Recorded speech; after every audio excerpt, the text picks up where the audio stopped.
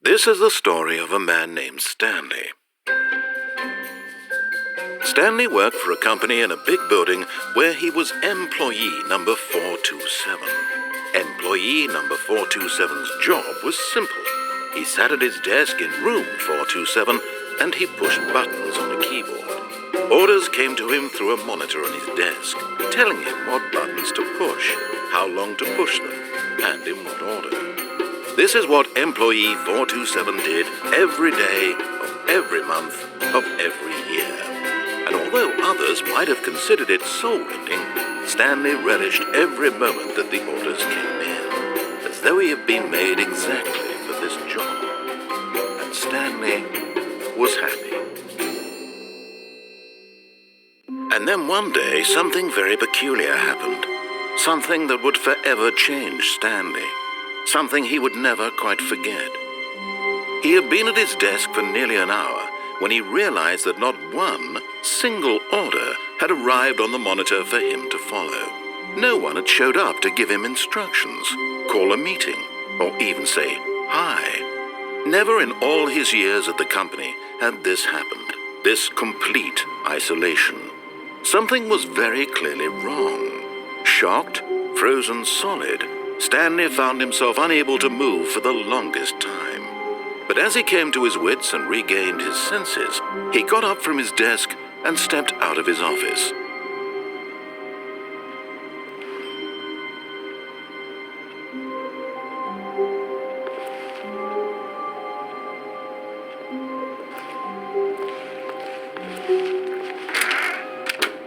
But Stanley simply couldn't handle the pressure. What if he had to make a decision? What if a crucial outcome fell under his responsibility? He had never been trained for that. No. This couldn't go any way except badly. The thing to do now, Stanley thought to himself, is to wait. Nothing will hurt me. Nothing will break me. In here I can be happy forever. I will be happy. Stanley waited. Hours passed, then days. Had years gone by? He no longer had the ability to tell. But the one thing he knew for sure, beyond any doubt, was that if he waited long enough, the answers would come. Eventually, someday, they would arrive. Soon, very soon now, this will end. He will be spoken to. He will be told what to do. Now it's just a little bit closer. Now it's even closer. Here it comes.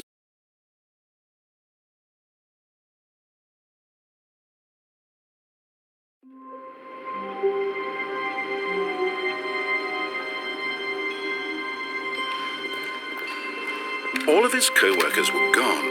What could it mean? Stanley decided to go to the meeting room. Perhaps he had simply missed a memo.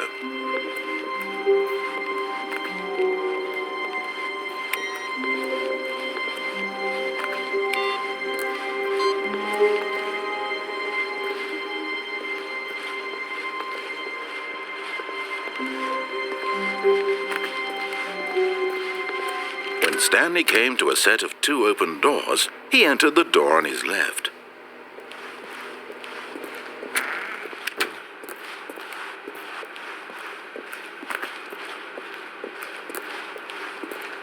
Yet there was not a single person here either.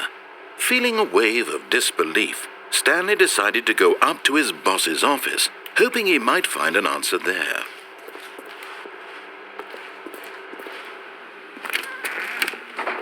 Stanley stepped into the broom closet, but there was nothing here, so he turned around and got back on track.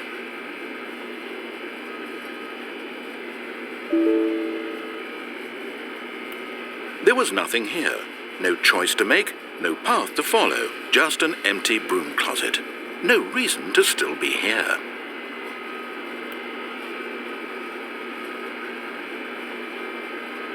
It was baffling that Stanley was still just sitting in the broom closet. He wasn't even doing anything. At least if there was something to interact with, he'd be justified in some way. As it is, he's literally just standing there doing sweet FA.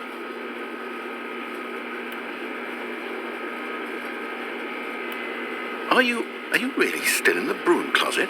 Standing around doing nothing? Why? Please offer me some explanation here. I'm genuinely confused.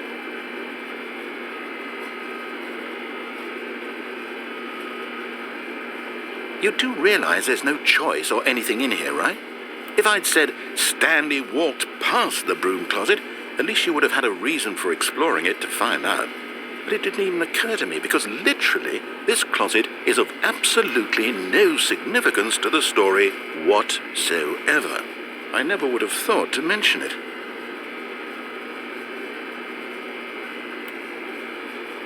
Maybe to you this is somehow its own branching path. Maybe when you go talk about this with your friends you'll say, "Oh, did you get the broom closet ending? The broom closet ending was my favourite." I hope your friends find this concerning.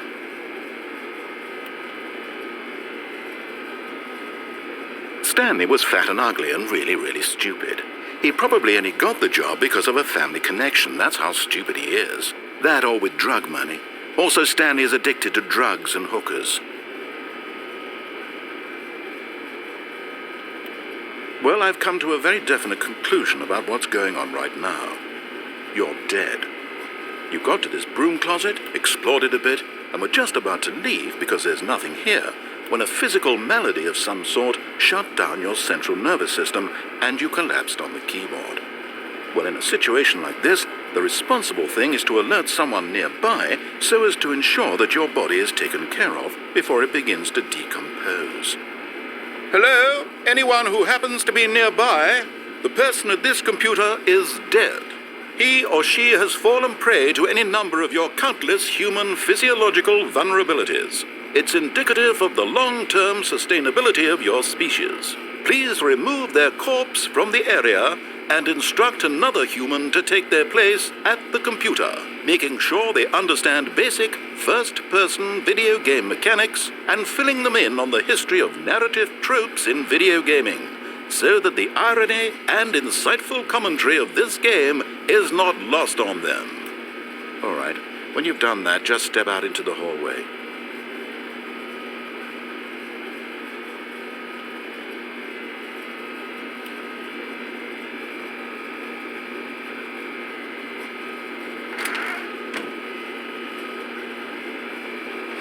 Ah, second player, it's good to have you on board. I guarantee you can't do any worse than the person who came before you. You too? Unbelievable. I'm at the mercy of an entire species of invalids. Perhaps there's a monkey nearby you can hand the controls to. A fish? Fungus? Look, you can hammer out the details. I'm not particularly picky. I'll just be waiting for when you're ready to pick up the story again.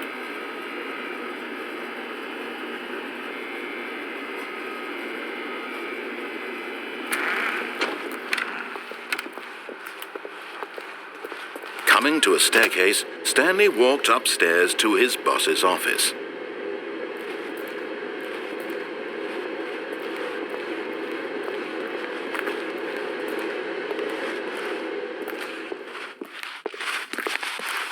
But Stanley just couldn't do it. He considered the possibility of facing his boss, admitting he had left his post during work hours. He might be fired for that. And in such a competitive economy, why had he taken that risk? All because he believed everyone had vanished. His boss would think he was crazy. And then something occurred to Stanley. Maybe, he thought to himself, maybe I am crazy. All of my co-workers blinking mysteriously out of existence in a single moment for no reason at all. None of it made any logical sense. And as Stanley pondered this, he began to make other strange observations. For example, why couldn't he see his feet when he looked down? Why did doors close automatically behind him wherever he went? And for that matter, these rooms were starting to look pretty familiar. Were they simply repeating? No, Stanley said to himself, this is all too strange. This can't be real. And at last, he came to the conclusion that had been on the tip of his tongue. He just hadn't found the words for it. "I'm dreaming!" he yelled. "This is all a dream." Oh, what a relief Stanley felt to have finally found an answer, an explanation. His co-workers weren't actually gone. He wasn't going to lose his job. He wasn't crazy after all. And he thought to himself, I suppose I'll wake up soon. I'll have to go back to my boring real-life job pushing buttons. I may as well enjoy this while I'm still lucid. So, he imagined himself flying, and began to gently float above the ground. Then he imagined himself soaring through space on a magical starfield, and it too appeared. It was so much fun, and Stanley marveled that he had still not woken up. How was he remaining so lucid? And then perhaps the strangest question of them all entered Stanley's head. One he was amazed he hadn't asked himself sooner. Why is there a voice in my head dictating everything that I'm doing and thinking? Now the voice was describing itself being considered by Stanley, who found it particularly strange. I'm dreaming about a voice describing me, thinking about how it's describing my thoughts, he thought. And while he thought it all very odd and wondered if this voice spoke to all people in their dreams, the truth was that, of course, this was not a dream. How could it be? Was Stanley simply deceiving himself, believing that if he's asleep, he doesn't have to take responsibility for himself? Stanley is as awake right now as he's ever been in his life. Now, hearing the voice speak these words was quite a shock to Stanley. After all, he knew for certain, beyond a doubt, that this was in fact a dream. Did the voice not see him float and make the magical stars just a moment ago? How else would the voice explain all that? This voice was a part of himself too. Surely, if he could just... He would prove it. He would prove that he was in control, that this was a dream. So he closed his eyes gently, and he invited himself to wake up. He felt the cool weight of the blanket on his skin, the press of the mattress on his back, the fresh air of a world outside this one. Let me wake up, he thought to himself. I'm through with this dream. I wish it to be over. Let me go back to my job. Let me continue pushing the buttons. Please, it's all I want. I want my apartment, and my wife, and my job. All I want is my life exactly the way it's always been. My life is normal. I am normal. Everything will be fine. I am okay.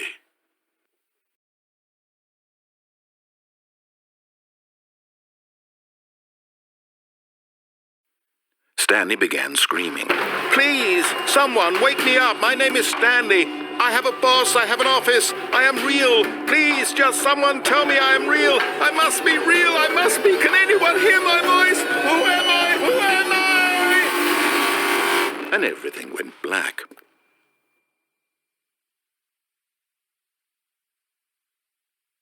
This is the story of a woman named Mariella.